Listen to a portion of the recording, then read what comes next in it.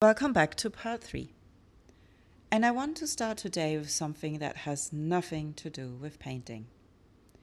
In 1881, Vincent van Gogh fell completely, desperately in love with his widowed cousin Key. He told her. And she told him very clearly, no, absolutely not. Not now, not ever. And Vincent, being Vincent, did not accept this. He wrote her letters. He showed up at her parents' house uninvited. When her father told him she had left the room and would not come back, Vincent held his hands over a candle flame and said he would keep it there until she agreed to see him. Her father blew out the candle. Vincent was shown the door. I'm telling you this not because it reflects well on Vincent. It absolutely doesn't, but because it tells you something essential about how he was built. He did not do things halfway. He did not accept the first answer. He put himself entirely into whatever he felt. Consequences were damned. And yes, that made him exhausting and sometimes impossible. It also made him Van Gogh. And today we are talking about composition. About where things belong in a picture and why. Or more directly, there is no why. There's only where it feels right, and the person who decides where that is you. Most people who pick up a brush for the first time put things in the middle, almost every time, because the middle feels safe. The middle says, I wasn't taking any risk here, please don't judge me. And here's the irony, even the academics would correct you for that.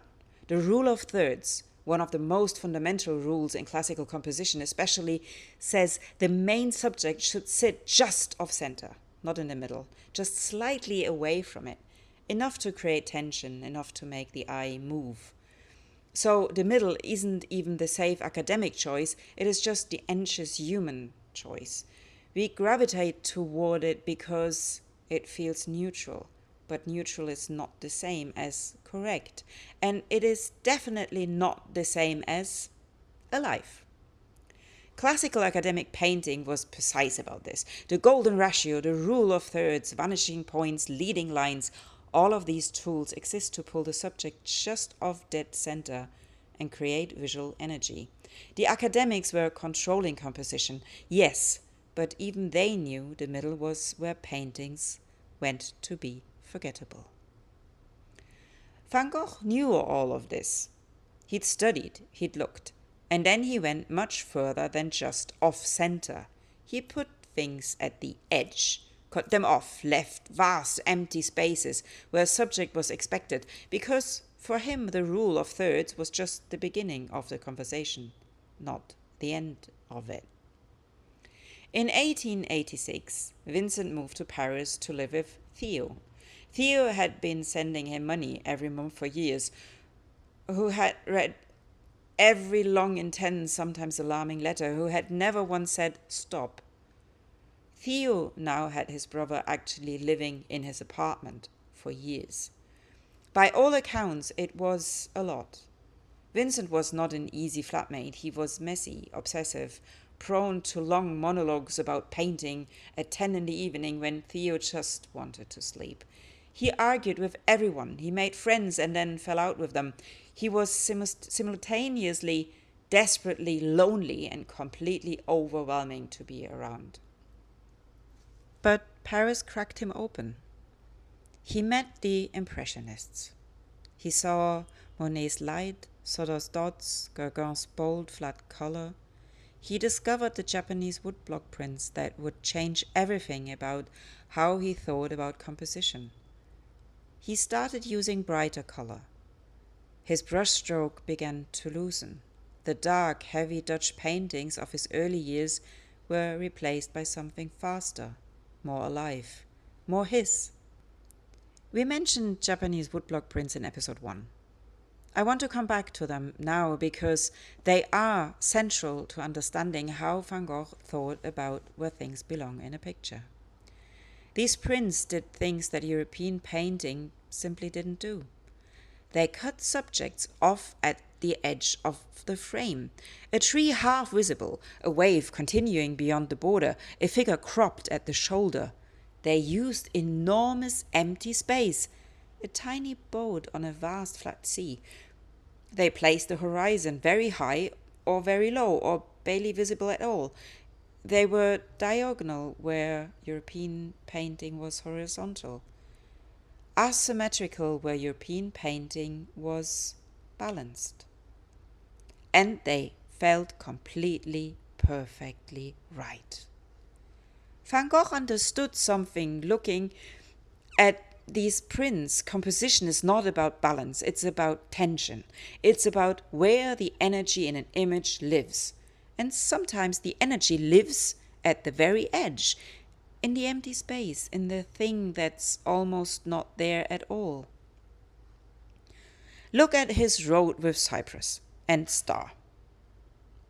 The cypress, massive, dark, almost threatening, stands not at the center but pulled hard to the left, reaching almost out of the top of the frame. The road curves away to the right. The sky is enormous, nothing is where you'd expect it, and the whole painting vibrates with energy. His self-portraits are the same. He painted himself over 30 times. In almost none of them is his face centered. The gaze is off, sometimes away from you, sometimes uncomfortably directly at you.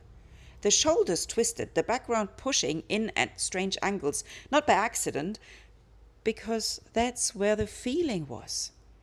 He wrote to Theo about painting at Saint-Marie-de-la-Mer in 1888. Going out at 4 a.m. to set up before the light changed, working fast, no time to be careful about it. The composition happened because the sea wasn't going to wait. At the North Sea it would have been the same. The light changes even faster there. The weather has opinions. You place the lighthouse where it feels right because there's no time for anything else. And then you find that the instinctive placement was the right one all along. The inner voice that says, that doesn't belong here, that voice is not your artistic judgment. That is learned anxiety. Every time someone looked at your drawing in school and said nothing, every perfectly composed photograph on Pinterest, every rule you absorb without knowing it was a rule. Van Gogh had that voice too. He wrote about it constantly. He wrote constantly about his doubt, about whether the work was good enough, whether he was wasting Theo's money, whether any of it would ever mean anything. He felt all of that and placed the tree exactly where he wanted it anyway, not because he was fearless, because he decided again and again that the feeling mattered more than the fear. That's not confidence, that's practice, and practice is something you can do starting right now. Find your motive, the lighthouse, the dune, the horizon with something new in it, and then don't put it in the middle. Put it somewhere that makes you slightly uncomfortable. Too far to one side, too small, too close to the edge. It looks wrong. Stay with it. Wrong and brave look almost identical at first, and after a while you learn to tell the difference. Van Gogh never asked if the tree was allowed to be there. He just placed it there. You do the same. Let's paint.